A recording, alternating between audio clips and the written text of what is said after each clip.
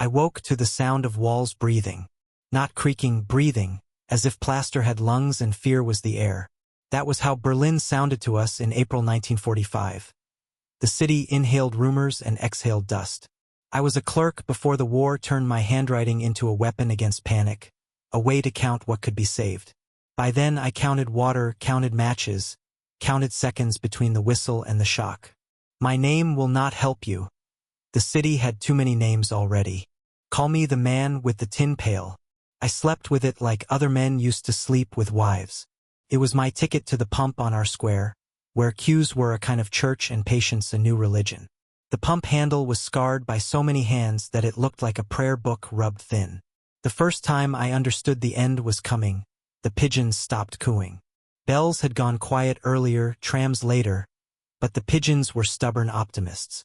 When they fell silent, the sky felt unfastened. That morning I climbed from the cellar and found the street listing like a drunk ship. The row of chimneys along the tenements stood like black teeth in a grin too wide for any mouth. I put my palm to the brick and felt heat traveling inside it like a rumor. Rumors measured our days, the Russians at the Oder, the Russians in the suburbs, the Russians inside the ring, the Russians at the gate. Every rumor pressed a new stone into the rucksack I wore under my ribs.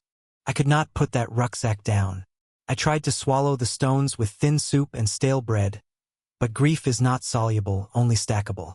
We lived in the basement with 12 strangers who became my family because the ceiling did not fall on them when it fell on others. There was a violinist whose fingers shook but could still find one clean note. There was a bricklayer who counted cracks as other men count coins. There was a girl with a doll stuffed with rags instead of straw. The doll had one glass eye and one button eye, and the girl told us the button could see the future because it had been sewn in later. We made room for that kind of prophecy because hope was easier to carry when addressed as a child's game. At night tracer fire stitched the sky, ugly embroidery trying to hold the city together. We learned the shape of silence by learning the shapes of shells. The silence after a shell is not empty. It is an audit. It counts the unbroken pains, the missing cats, the new widows, the old prayers. It tours your bones to see what has cracked and what will need splints made of courage. On the 30th of April, the rumor stood up and showed its face. Smoke humped above the government quarter like a black animal, and people said the chancellery had become a coffin and the city its lid. I did not go there. I went to fetch water. Faith is sometimes nothing more than carrying a pail to a pump that might still work. A Soviet tank was sleeping in our square, the red flag thrown over it like a wet towel. The boys riding it were younger than my handwriting. They shouted a language I did not speak, and still I understood their exhaustion. One of them held out a cigarette. "I do not smoke," I said with a shrug only hands can say. He tucked it behind my ear anyway like a pencil and laughed. I laughed too. Laughter and smoke rise the same way, toward roofs that are no longer there. A woman began to sing a hymn in Russian, but she used the melody from market days long before, the seller's song that used to call us toward vegetables and gossip. It sounded like a bridge tied with string, swaying but holding. I pointed to the pump and mimed thirst. A soldier mimed rain, and for a moment we were two mimes in an empty theater. Then someone dragged a hose from a shattered yard and the water ran brown. Then clear, then brown again. We filled our pails and pretended we could drink hope with the rust and the grit, and maybe we did because we did not stop drinking. In the hospital, the air was a bouquet of iodine and grief. I did not find my Aunt Lena, but I found a boy guarding a toy car with no wheels. He asked if I had seen a man with a blue dotted tie. I told him perhaps. We walked past beds that had been doors yesterday, and a nurse told us to leave because infections wanted company. On the square, I gave the boy the cigarette. He pretended to smoke. I pretended to believe in summer. Documents mattered again. Men with armbands grew from the pavement like weeds after rain. They issued papers telling us which line we belonged to, which day we could collect bread, which hour we might stand under a working roof. I returned to my old trade, handwriting, and copied names and dates with a pencil chewed down to a splinter. The pencil made a whisper, and I whispered back, as if the conversation could keep the building standing a little longer. Sometimes soldiers asked me to read signs.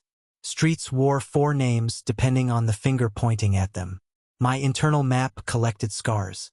I learned left in Russian, right in Russian, sorry in both. Sorry is the most useful word in spring. Plant it in the rubble and it sprouts into something like mercy. Across the square, the church had coughed shrapnel for months. Now it only hummed. It had no voice box left. But walls remember how to hold a prayer even when roofs forget how to hold rain. A woman found a candle in her pocket. A man found a match in his shoe. We lit the wick and watched each other in its tremble. Kneeling had been used up, so we stood and hummed and tried to be the rumor of a choir. Day by day I carried the pail to the pump and brought it back half full of water and half full of sky. The sky leaked out first. Children learned to play again with bricks and helmet straps. I taught them a game with no ball. Hide your fear in your shoe and walk without limping. They cheated at once. I pretended not to notice. Pretending is a hinge the world swings on when it has forgotten how to turn. One morning the city smelled of rain instead of smoke. A loudspeaker announced new bread rules. I copied them carefully and pinned them to the baker's wall, which was now only a wall. A man with a missing ear asked me to read the words aloud. He pressed close so his shoulder could listen. When I finished, he thanked my shoulder. I felt honored in a language beyond grammar. We divided bread with a knife so dull it remembered being a spoon. Crumbs fell like tiny votes for survival. We counted them all because counting is a way to tell yourself that fate obeys arithmetic. It does not, but the lie is gentle, and the gentle lies kept some of us living. There were trials I never saw and graves I never found. There were questions I did not ask because answers would harden around my neck like bricks. Yet there was also a morning when a tram bell rang, clear, proud. The carriage it announced had no windows, no seats, no driver, and still the bell insisted that sound itself could be a vehicle. I followed it to the depot and touched the metal. It was warm. Warmth is the kindest miracle a ruin can grant. I kept the dead cat's collar until a living cat followed me home from the pump. She was skinnier, bolder, democratic in her affection. She batted my pencil under the bed as if telling me that numbers could rest. For one afternoon at least I obeyed her. I was only a person in a city that had remembered it could be a city. People ask me now what it felt like for the world to end and then continue anyway. I say the end is not a wall but a field. We crossed it like children, trampling whatever flowers survived and then planting them again with apologies. Berlin in 1945 was a mouth burned by soup that would cool, a hand still reaching for a banister that wasn't there, a pure note that hurt because it was true. Even now when a truck backfires my bones rehearse the old dance. But when a child laughs the steps change. I keep notices tidy, spell names right when I can, teach new children to cut bread with a spoon knife and to whisper sorry to a streetlight when wind makes it sway. If they ask why the church hums, I tell them it swallowed a choir and is digesting it slowly, releasing notes the way a bakery releases steam. Later, when the lilacs bloomed from ash, we carried clusters into the cellar like small flags made of fragrance. Someone laughed at something nobody understood. Someone cried at something everybody understood. A calendar drifted from a broken window and landed on my boots. The page still swore it was February. I dusted it and wrote today in charcoal. I did not write freedom. Today was plenty. In the evening, a cordon of soldiers marched past with their footfalls not quite aligned. I clapped once, quietly, the way you praise walking after a long illness. Thunder arrived without rain, and then with rain, and the city sniffed like a rescued dog. We held out our palms and let the water baptize our dust. That is my hook and my vow. I was there. I counted. I carried. I listened to buildings breathe and to a tram bell call a city back from silence. I remember the taste of fear, metallic like a coin you hold too long in your mouth, and I remember the taste of generosity, which is almost the same but warmer. I remember learning da and yet and the shape of a smile that needs no dictionary. I remember that the end of a map is only the edge of a page. If you need a moral, take this one. Roofs fall faster than kindness. Hunger spreads quicker than hate. A city can hum without a choir and still be holy. I keep my pail near the door. I keep a stub of pencil on the shelf. When the wind in the nave forgets the tune, I hum along until it remembers or until I do. And if you are listening for the last line, I will give you the same one I gave the boy with the wheel-less car. Hold on to something, even if it is imaginary. Pretend, and then make the pretending true. That is how we stepped into May. That is how Berlin kept breathing. There were darker hours I have not told you, because stories prefer clean edges. One night the cellar door jammed and smoke slid under it like a thief.